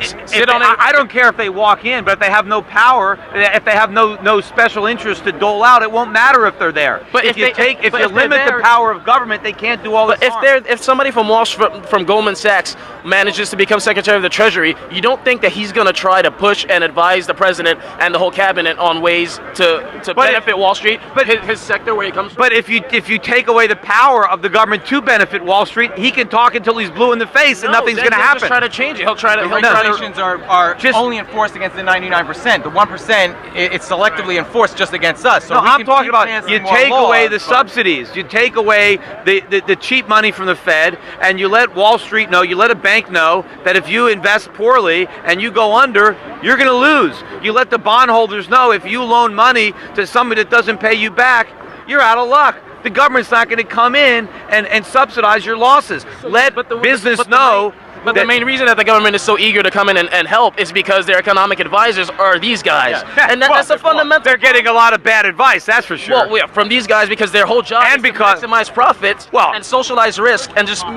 take as many risks as possible as long as they can satisfy But they can only socialize the risks if the government lets them. So we got to stop the government. But would you be in favor of higher taxes unless if they do socially responsible things, you get tax breaks? No, well, I don't want higher taxes. We have too much taxes. Yeah, but if you got higher taxes, but you got way lower taxes if you invested in socially responsible acts. But then I don't want the government deciding what's socially responsible. I don't want the government picking winners and losers. We vote on what's socially responsible. With your dollar, no, you vote on it with the money that you spend. If you want to patronize a socially responsible business, government, if what we say and what we vote, we have government. Only the money in our pockets means anything. Government is to protect our rights, to protect our liberty, our life, our property. That's why government is there, to secure liberty.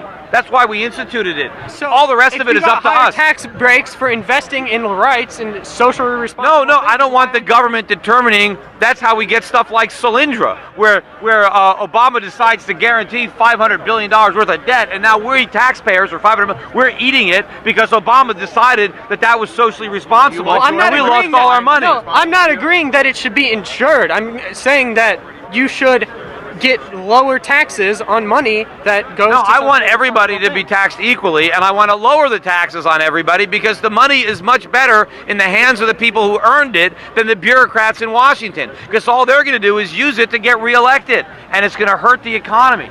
But aren't the Wall Street people backing the people who are trying to get into government? Because they want the power that they can get back. They want the special favors. We got to take away the ability. Yes, but you got to take away the ability of government to give out special favors. If we followed the Constitution, there'd be no special favors to give out. There'd be no perks. I agree, but in that case, my fundamental point with you right now is that you should be joining this whole movement, and that the people that are listening to what the stream, live stream, or whatever, that are conservative might actually agree with a lot of us, because you all seem to think that we're anti-cap. I mean, who here is pro-capitalism?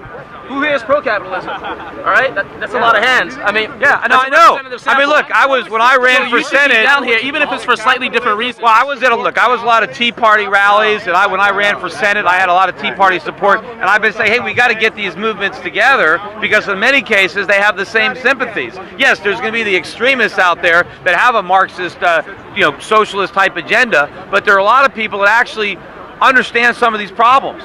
Well, but a lot of people here are not. There are very few Marxists here. I'm pro a system that works. Whether you call it capitalism or not, it doesn't matter to me. So I just want a system that works. Well, capitalism does work until government interferes, and the problem is the government interferes, things get bad, and then the government blames it on capitalism. It's not capitalism's fault.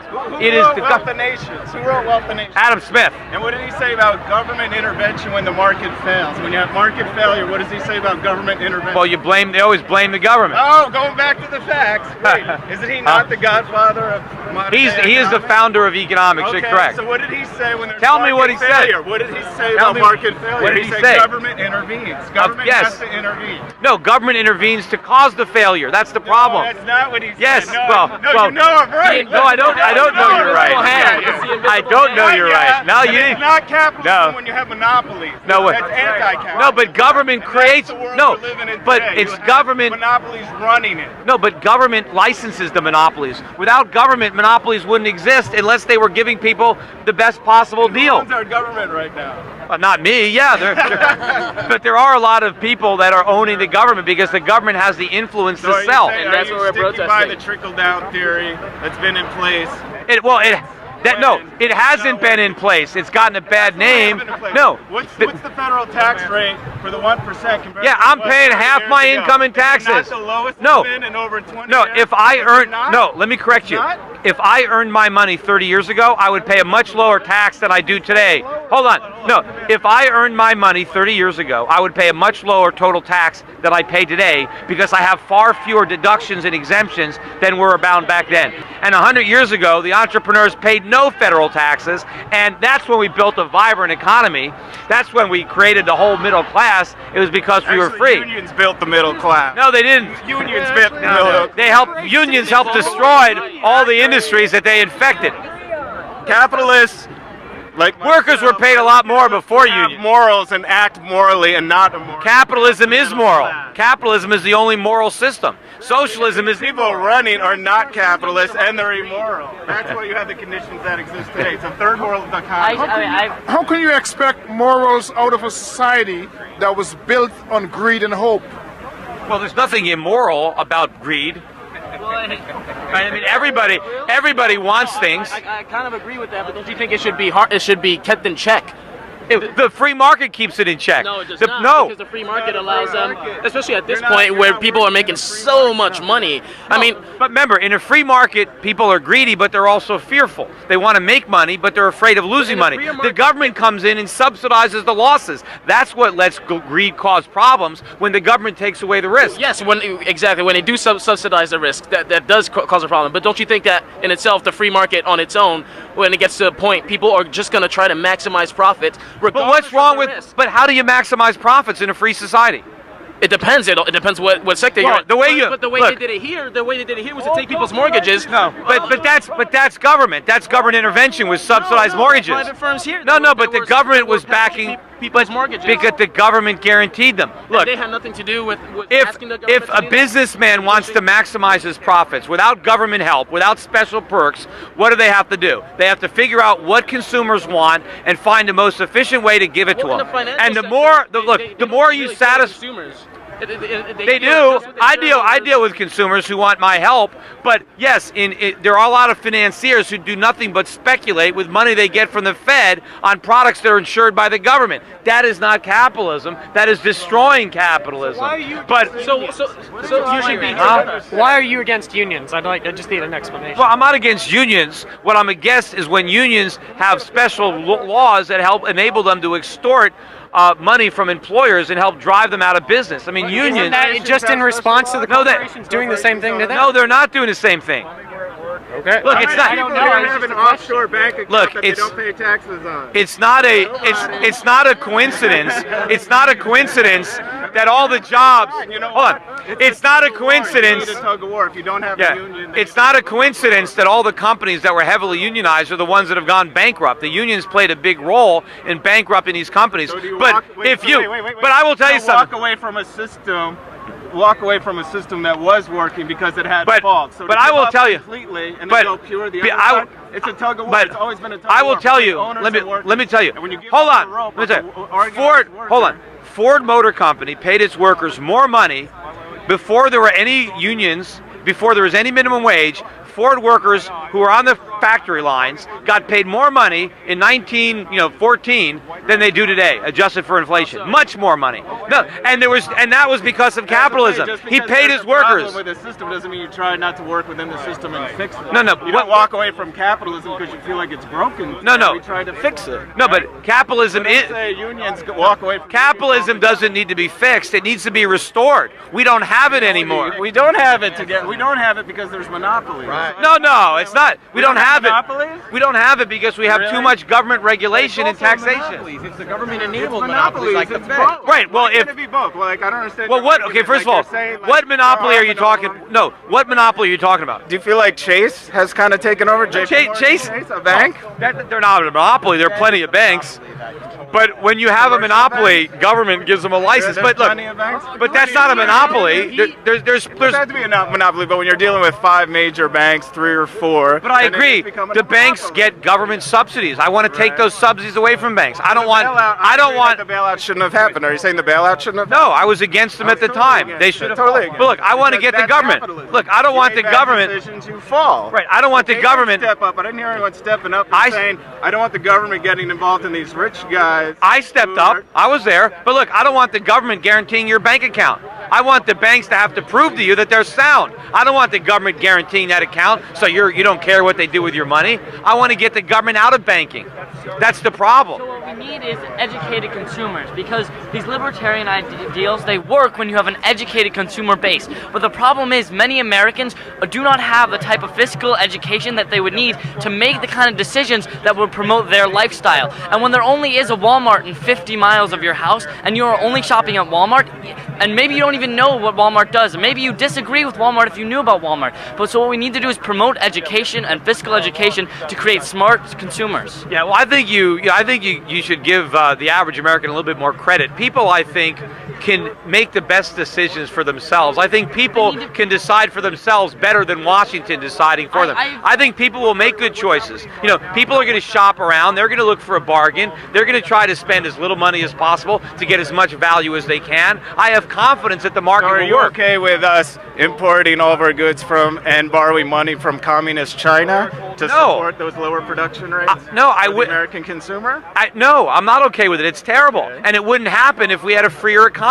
We would produce these things ourselves. Regulations today, though? No, we have a lot more, and we have a lot. Do we have more regulations today than post-American Depression? Yes, and we have a lot more than China. There's more capitalism in communist China than there is in America. That's the problem. Well, what's the average wage for a Chinese worker? So you don't believe in minimum wage? No, it should be zero. It should be abolished. Absolutely not. Why do you like? Feel about slavery? But what does the minimum wage have to do with slavery? I don't know. I'm just asking if you're for it. I mean, in a capitalist society, that's ideal, right? If you don't pay your workers. Well, actually, on your P&L line, your employment costs. Actually, I'll give you a little bit of history. Hold on. That out, Slavery is bad business because slaves don't work very hard. It's much more economical to pay workers. They work a lot harder. This country was built on the backs of slaves. No, it wasn't. They actually worked pretty hard. No, it wasn't. It wasn't built on the backs of slaves. But no, it wasn't. You think there was slavery up north? No. But slave, we had the people working. The people that were working in the factories weren't slaves. The South would have been better if it was paying people, but that's a whole other story. But as far as the minimum wage, all the minimum wage does is set a level below which people are not allowed to work. The minimum wage just destroys employment opportunities for the unskilled workers. You know, you can't hire somebody if they don't have enough productivity. $7.25 an hour. There's someone less skilled. Well, first of all, there are people that deserve less than $7.25 an hour. Well, first of all, it's not just $7.25 because you got to pay payroll taxes. I'm a small business owner. I understand. I'll add 25% on. Yeah, so let's say $10. Yes, there are people who don't have enough productivity to be worth $10 an hour. They don't. Now, a lot of them are young. They're 15, 16, 17. But you know what? If they can get a job at $4 or $5 an hour, maybe by the time they're 20, they'll be able to make $15 or $20 an hour. But they never get their first job because we've priced them out of the market.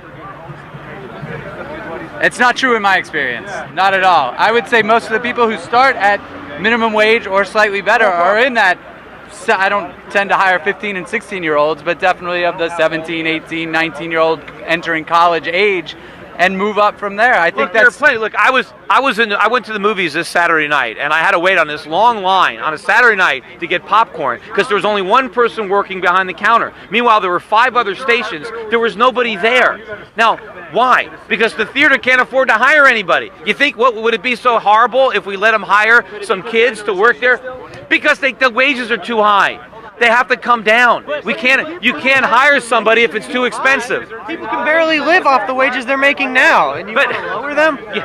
You know, if you're a student and you want a job on a weekend, you don't need to support a family. You just need some extra bucks. But what if you need to pay for college?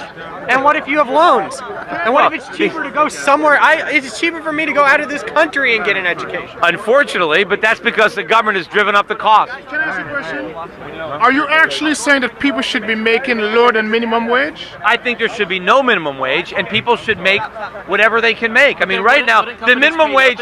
No, they wouldn't. I mean, first of all, I don't even employ anybody at the minimum. Everybody I employ is way above the minimum wage. You think I would pay them all minimum wage if I could, but they'd all quit. They circumvent minimum wage laws by going outside of the country to essentially create slavery in our country. No, it's not. And that's where we buy all of our products from these companies that circumvent the law. No, but if you a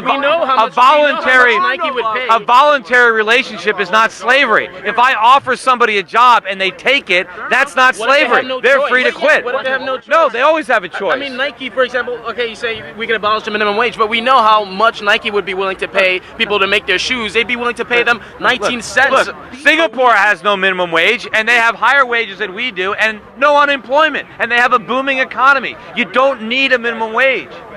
Minimum wage destroys jobs, particularly for the youngest people, for the low-skilled people. Why is it that we all pump our own gas? Has been stagnant and like because we don't have the top 1% has been going up and rising way out of pace with the income for everyone else. That's because of the problems we talked about. Government is too involved. Government is doing that through subsidies, through banking, through the Federal Reserve. How's a government subsidy preventing a company from paying me more money? Because they're increasing the cost of hiring you. Because of all the rules and all the regulations, you have no idea how expensive it is to hire people. It can't cost them that much. It does. The top 1%, no, the executives are paying themselves so much more money. When I must be making a when lot I more ran money. for Senate, I talked to a lot of small businessmen, and they say, I don't want to hire anybody. They do whatever they can. They'll outsource. They'll use a machine. They'll get a temp agency. People don't want the government headache of becoming an employer. The minute you're an employer, there's so many rules and regulations. They're all over you, and they can sue you. To protect us. But they protected the workers out of jobs. But you're overworking us, from paying us nothing. You know what protects? So that's why we have unions. And What protects the workers from being abused is they can quit. Competition. They got another. In a poor job market. Go to another. No. Why would I quit my job in this job market? Well, then maybe your employer is doing you a favor then by giving you a job. No, but they're giving me a job on terms that are unfair to me. But I have no other choice. But if they're giving you if you say that, hey, I can't quit because the guy that's hiring me now is making me a better deal than anybody else, he's doing you a favor. He's giving you your best option. He's making me a better deal. He's making the only deal because. Well, then be glad he's there. And what I'm glad he's there, but I wish that he would be more fair. Well, what's fair? I mean, if you're worth more, he'll pay it. Would be for the management of a company to not get paid so much more than the workforce. I mean, I understand. Okay, but there's a you're hierarchy. free. Look, you're free to quit and start your own business if you think you can do better on your own. I don't have the funds to do that yet. Well, then I just need to support my family. That's then be glad that you got a job. And you know, if the government, but if the government about being fair, I mean, you had slaves. That this is not slavery. No, is wrong. No, but the principle that you're advocating, you had slavery back then, where slaves would prefer to be enslaved rather than to roam the streets and get killed or hunted. The slave had no choice. There was a guy with a whip standing over him. Debt, sir. Huh? American people buried under mountains and mountains of debt. Well, how'd they get all that debt? Government subsidized loans. If a slave ran away, it would either starve to death or be killed or re-enslaved. And today, if you run away from a job, you might just starve to death and be homeless. It's basically the same thing. That's why, because of the job market and the way it is, and the high unemployment and underemployment, a lot of people have no choice but to take on the shittiest job they can find just because it's there. But if it wasn't there, then they'd be in even worse shape. So be glad the shittiest job is there. No, we're glad it's there. But what about it being more fair? What do you think about that? Fair. It is fair, and if you go and say, well, let's force the employer to pay me more. What if he says, you know what? Then I'm just going to fire you because I'm not going to pay you more. That's immoral when he gets paid so much money. Couldn't he see some of his income and still be a rich millionaire? The employer doesn't get paid. He pays himself. I pay myself. Nobody pays me. With the money from your workforce, because productivity in this country. But also, how about this? You know, when your boss hires you, if he loses money, he doesn't come back and say, hey, you know, I had a bad month, I lost money. Why don't you write me a check and give me back some of your wages? But he doesn't go backwards and say, hey, write me a check to pay for my losses. The boss only gets paid after all the workers get their share. They only get what's left over. Fires them. If a company's making less money, the boss rarely lowers his own wage. No, but after the fact. After the fact. But initially, the employer doesn't know if he's going to make any money. He has no idea if there's going to be anything left over at the end of the day. He has to pay all of his expenses, all the overhead, all the workers. He only makes money if there's any money left over. Nobody pays the boss. He pays himself. Yeah, through his workforce. But he has a workforce. So if the head of GE or whatever, without the employer, there is no workforce. Somebody has to organize it. Somebody has to put it together. It's like he's the conductor of the orchestra. Without the conductor, there's no music. Well, no, he has managers that conduct it for him. But who's running the managers?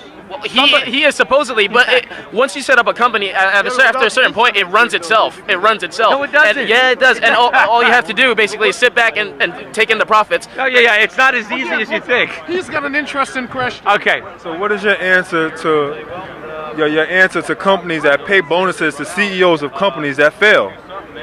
No, okay, now this is something you got to take up with the shareholders. See, the shareholders are paying those bonuses, and I think, look, I wouldn't want to own stock in a company that's paying out big bonuses to managers. So, but you vote with your feet. No one that's the shareholder problem. That money comes from shareholders. So what I'm upset about is when the government takes taxpayer money and bails. No, it's the shareholders. Now, some of them might be poor. I don't know who owns the stock. It's not the shareholders or the board members. Well, the board members are voting the bonuses, but the shareholders are approving the board. And the shareholders can sell their stock if they don't like what the company is doing. It's the whole system then. It's the whole structure that's complicit in the state of things as they are now. But the point I was trying to get at before with you being down here is just that, once again, would you recommend people that might be listening to you to kind of join into this movement, even if they believe different things in us, if, as you expressed earlier, you still had this fundamental sense that things are messed up and aren't fair. But you want to join it. The government is the problem, as is Wall Street, right. as are the people No, here. I agree with that, but what we don't want, because there's a lot of people that want more from government. Government do this, spend this, provide this. The government has nothing. It only has what it takes. And when it takes from one person and gives to somebody else, and Social Security, we get wrong with that? No, but we get health care from the market, from capitalism. That's where we get good health care, not from the government. That's where we have been. Because of government involvement. That's why it's so expensive. Anything that we want. Look at this phone. Did the government give you that phone? No, but capitalism produced that phone. All the things that work well come from capitalism. The prices of these phones are coming down every year because of capitalism. No, the government subsidized the industries that created. No, the government didn't subsidize those industries. It taxed those industries. A lot of these things come from the military, which no. That's not a fact. That's a fact. No, that's a fact. Yeah. Huh? Well, we want to take away its power and then get rid of it. I have a question. I'm a Ron Paul supporter. I would have voted for you if I lived in Connecticut, if you ran. But I do have a question. How do you explain, in a free market capitalistic system which we both support, I think the folks around here might agree that when Wall Street created the mortgage derivative and then the CDOs, credit default swaps, rather, off of that, I mean, that was free market run amok. Well, and that is where we are now, with but if trillions of dollars on these banks. Right, but if the Fed didn't have interest rates down at 1%, none of these products could have been created. Right. That's where they came from. The whole subprime mortgage market was the result of the teaser rate, courtesy of the Fed, and Fannie and Freddie Mac being the biggest buyers of this crap. They bought up all the paper. Right. It was Fannie and Freddie that created the market that Wall Street was feeding. So if you took government out of the mix, if you got rid of Fannie and Freddie and the FHA, and if we had sound money and a market set interest rate, the housing bubble never got created. There was no subprime. None of these things would have been structured. Last question in response. Then what? Okay, fair enough. But why? Well, how did I predict it in advance? I knew it all was going to happen and warned about it because I understood it. And I watched him all the time. He did. Why did they hide all of this stuff off their balance sheets, the banks? I mean, that's got to be. You got to agree that we should have open balance sheets, right? A lot of this stuff was on the balance sheets, but everybody assumed that real estate prices would never go down. It was bad data going in. Do you think they didn't think it was possible to lose all this money? Do you think that the accounting should be out in the open? All these banks' books should be clear and open and in the light? Well, what I want to do is that should be between the banks and their shareholders or their depositors. I want to get the government out of banking. I agree. Get rid of government guaranteed bank accounts. Let's have a free market. The shareholders would be a lot less inclined to buy. And the bondholders and the depositors. If they knew their book. The depositors wouldn't put money in banks that were taking reckless risks because they wouldn't want to lose their money. Right. So let's have banks compete for safety. They don't do that now. Thank you. Free competition in marketing currencies? Yes, we should remove all the capital gains and taxes from gold and silver so people can. Well, we should remove the tax. Ron Paul's got it right. We got to get rid of the taxes on gold and silver so that we can compete with the Federal Reserve note. But it would be better if we could just go back on a gold standard and have real money. Should Google be able to create their own currency and we use it in exchange? Hey, if you want to. Yeah. All right, now I got to get going too because I got an appointment. Oh no, I was just following up. So it sounds like you're against all regulation in the banking industry, as far as like government, and you don't think that? I want free market regulation, private sector regulation. It works. I mean, you can make an argument that higher regulation could have, possibly prevented it. No, well, look, the problem was the government was too involved. But are you saying if the government is going to No, insure? I mean just more regulation on derivatives. There was no. What with the Fed doing what they were doing, with Fannie and Freddie doing what they were doing, it was inevitable. Well, I mean, maybe you'd be regulating that market more. But I mean, we had continually lowered and lowered regulations, and we got. No, we weren't continually lowering and lowering them. We weren't doing that. We were layering more and more regulations. I work in the financial industry. Your commercial banking was like over. You were starting to open up those like Chinese walls, but there was more. They were adding more regulations than they were eliminating. The net effect was a higher regulated market. But if you're going to insure the bank deposits, then you have to regulate what the banks do. So I'm all for regulation if you make the mistake of insuring the deposits. But if you're smart enough not to insure the deposits, you don't need the government regulation, because then you have market regulation that is far more effective. But anyway, we got to get going, because I know I got to. I hope you'll come down here. See the show.